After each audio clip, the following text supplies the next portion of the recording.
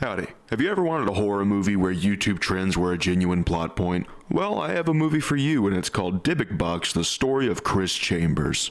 So our story begins with some text telling us that this is 100% real, bro, and the source is trust me. When our hero Chris Chambers decides that he's gonna hop on a trend of people purchasing Dybbuk boxes online and opening them and recording the results. So for context, a Dybbuk box is a box in Hebrew lore that houses a fucking demon, and you're not supposed to open them.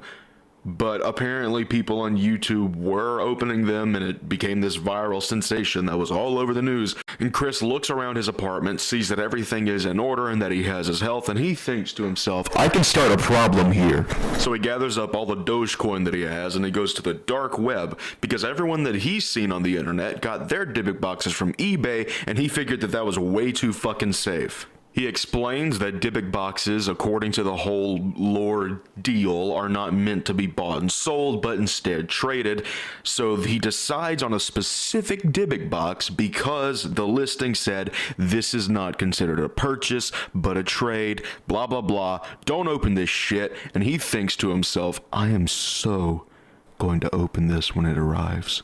So the package shows up, and immediately he notes that this smells like piss and shit and clearly has something in it, because he begins to violently shake it, and we hear whatever is inside this fucking thing start rolling around. What he doesn't address is the fact that the cardboard box that the Dybbuk box was in is soaking fucking wet, and it looks like it's covered in some kind of oily thing on the inside of the box, which is absolutely disgusting. But for some reason, he just addresses the smell and completely ignores the obviously wet cardboard box and picks up his Toys R Us EMF and starts jackhammering his microwave to prove that it works. Then he starts to violently beat the shit out of the Dybbuk box with his Toys R Us EMF, and it goes fucking ape shit with proving to us that microwaves and Dybbuk boxes are basically one and the same, and they can both be used for the same purposes. Then he whips out a spirit box and begins to ask questions such as, how old are you? What is your name? How are you doing? Are you there? Are you seriously watching porn all by yourself? The demon then decides that he's gonna trick him, and he starts saying, help me.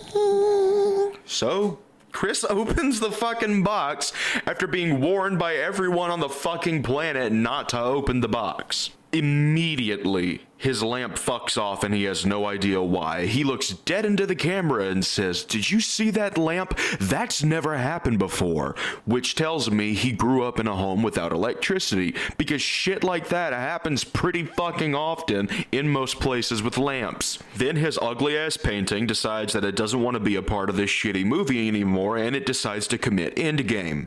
Then Chris notices that his thermostat now reads -500,828 despite being set to a nice cool 74 degrees. The very next morning, he reads that it says 389,828 degrees despite once again being set at a nice cool 74. Chris is confused, but he's also stupid, so he doesn't immediately assume that the demonic entity he let out of the box knows how to use a thermostat, so he calls a repairman. In the meantime, he hits up his friend Sarah. Sarah is important to this story because she has experience with the paranormal when a shadow man entered her room every night at age 10. Unfortunately, Chris sucks at talking to people, so when he's on the phone, he's just like, hey, you should come over, I'm gonna show you something.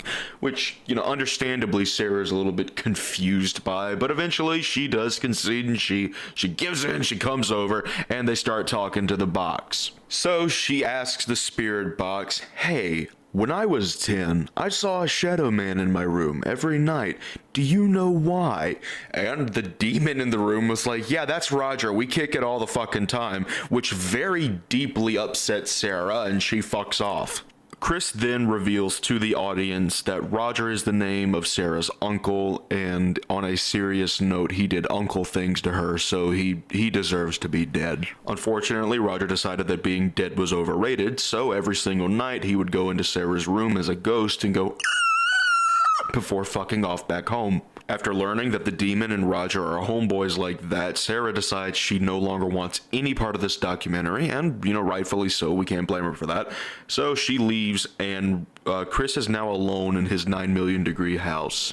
That night, Chris's bed decides to get up and get down with the sickness, and his ceiling fan, seeing what's going on, decides that he's gonna help Chris by jumping on top of that bed to try and get it to calm down. Unfortunately, ceiling fans have a lot of glass, so when it hits, it fucking shatters, and Chris is like, I don't feel safe anymore. Chris's lamp also decides that it wants to be a part of it, and it demonstrates how big of a Pixar fan it is by jumping the fuck up and ducking the fuck down. Chris can't sleep anymore because the demon keeps poking him in the ass every time he falls asleep to wake him back up and keep him sleep deprived and vulnerable. Chris then decides that the only thing he can do is slowly shuffle to the kitchen and beat the ever-living fuck out of himself with a plastic cup that's meant to look like glass. He then shuffles his way out of the front door before coming back after a while, is sitting down, getting sad, and realizing he is now lampless, fanless, paintingless, and friendless. We're then told that he barely survived the encounter via the text from the beginning, and we're told that no one has any updates on him, and they haven't for months. Alright, so this movie was okay. I didn't really have any problems with it. Everything was done practical. The acting was at least attempted. I respect the effort that was put into it, because clearly a lot of effort did go into it. It just isn't for me personally. I didn't find it to be that scary.